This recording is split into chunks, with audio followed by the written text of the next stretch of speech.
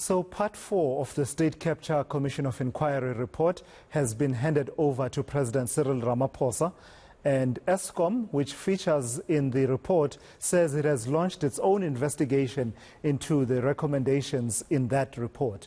Meanwhile, State Capture Chairperson, the Chief Justice Raymond Zondo, has slammed the ANC for allegedly handing over the power utility to the Gupta family. For more on the report, I'm joined now by Moepeng Valencia Talane from Corruption Watch. Moepeng, thank you and good evening to you. So, a lot of what we're hearing in part 4 of the report into state capture is not new to many of us, but I suppose it magnifies and colors in vivid detail the extent of the looting and corruption and what the Chief Justice calls a scheme by the Guptas, certainly in as far as Eskom and National Treasury is concerned. How significant is this, the latest installment, in the bigger scheme of things of what we've been trying to establish around state capture?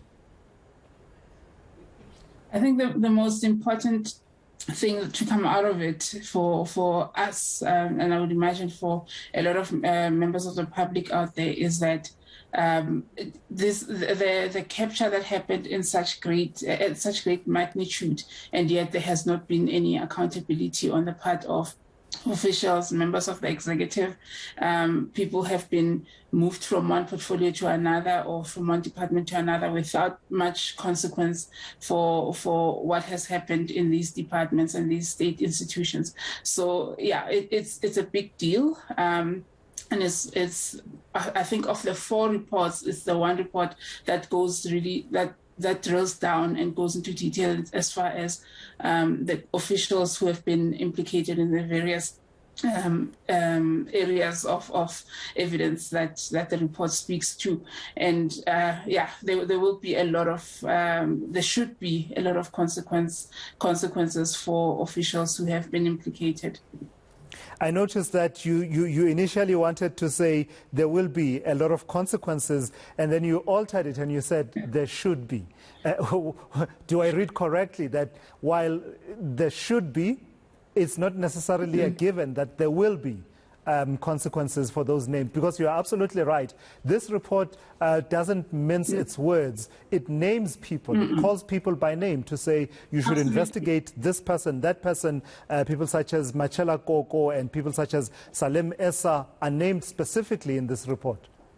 And obviously also for the parts that they may have played in the alleged capture. But the reason why I say should is that between,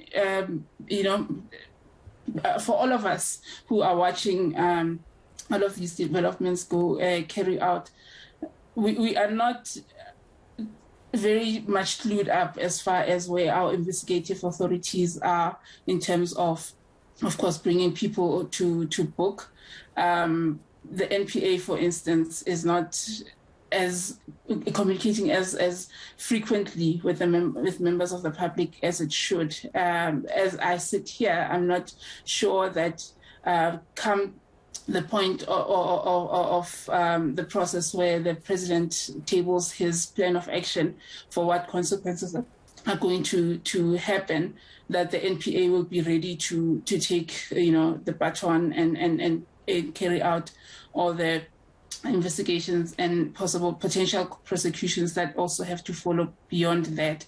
So it should, because we would love to see some consequences. I mean, these are big numbers that we're talking about, Julius, and the report clearly and rightly says that something like this should never happen again, and it happened at a point in our democracy when members of the public should have been receiving good services from our government, but these were circumvented for the benefit of a few people, and it's a bit unfortunate. Yeah, and as we talk at the moment, is it your sense, Moepeng, that there's a sense of deference to the president by institutions that should not be deferring to the president, who are independent, who should be undertaking their own work, regardless of what the president will say before June or by end of June, whatever the deadline he has set for himself to report to Parliament on steps to follow through on the reports of the Zondo Commission. Without giving the president a free pass for what he needs to do, is there something more that we should be demanding as South Africans of institutions such as the NPA, of institutions such as the Hawks, institutions such as, I don't know, even the SIU itself, as much as they've done great work around the COVID-19 lockdown, procurement, corruption, that they should be playing a role here in as far as what we can recover by way of assets? It really is unfortunate that at this point we're speculating and having to ask that question when by now we should have been, the same institutions that you speak of should have taken the public into their confidence and brought us up to speed as far as what measures they're putting in place to make sure that they are able to meet the challenges that are being brought up by the reports of the State Capture Commission. Incidentally, the one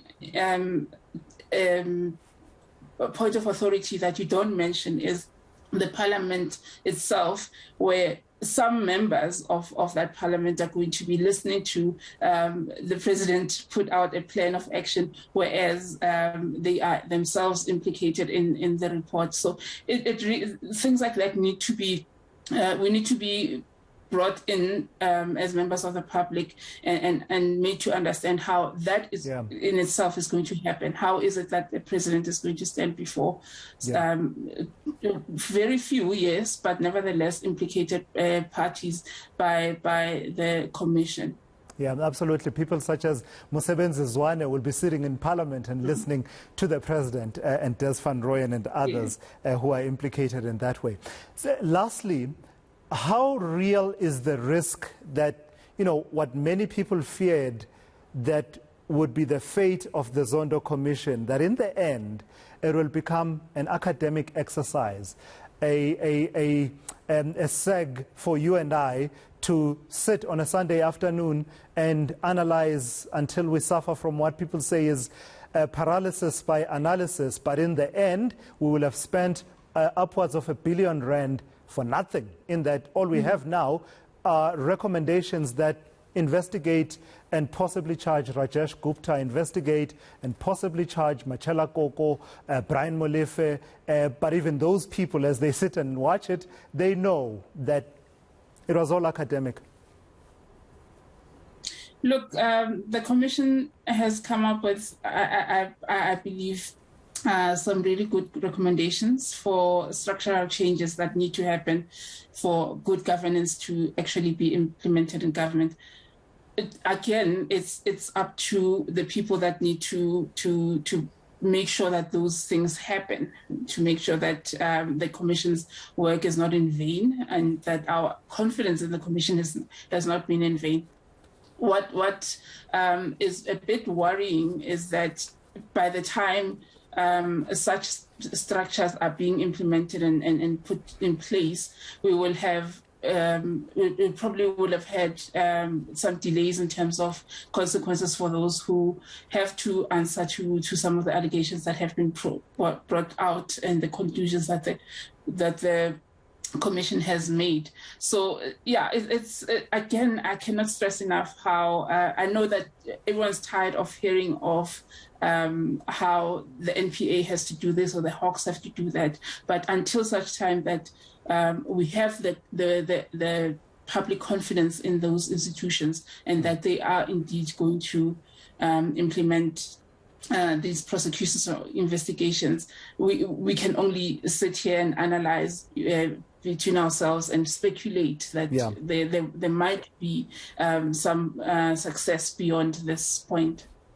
Yeah, all right. Thank you for that, for your time, the Moepeng Valencia Talane from Corruption Watch, and thank you for your insights. Look, for me, part of the benefit of the Commission it was inquisitorial in nature. It was never going to charge people directly, but it has informed us as South Africans, hasn't it? The exposition, the full exposition of all of these allegations in a forum under oath in the manner that it happened. We are armed with information. Now that we found state capture, I said a few months ago, now that we've found state capture, what are we going to do about it as citizens? It's all about us exerting accountability for ourselves with the choices that we make. What are we going to do about it?